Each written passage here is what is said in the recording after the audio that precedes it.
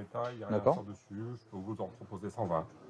120, oui, bah allez, c'est bien. Ouais, c'est En bon. quelques secondes, la transaction est conclue. Ce client n'utilisait plus ce vélo, il préfère le revendre. Et voici 50, 100 et 20. 120 € récupérés immédiatement en liquide. C'est une bonne affaire, ouais. Ça permet de racheter autre chose ou de racheter un autre vélo, justement, pour mon fils. Le vélo sera remis en état et revendu 200 €.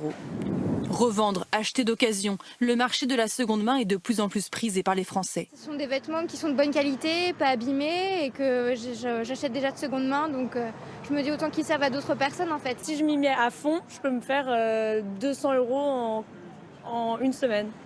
C'est beaucoup quand même. Ouais, c'est pas mal. Je sais qu'en 2021, je me suis fait à peu près 500 € avec de la revente de vêtements.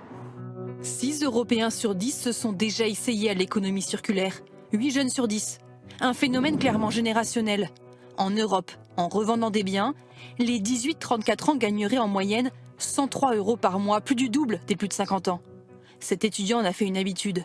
Aujourd'hui, il vient revendre son ancien téléphone, 400 €, un moyen de s'offrir un portable dernière génération sans se ruiner.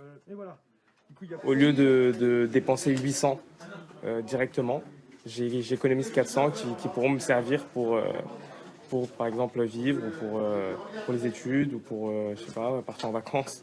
En Europe, la Grande-Bretagne et l'Allemagne sont les champions de l'économie circulaire. La France reste loin derrière, avec en moyenne 67 € gagnés par revendeur chaque mois. Mais la tendance pourrait s'inverser.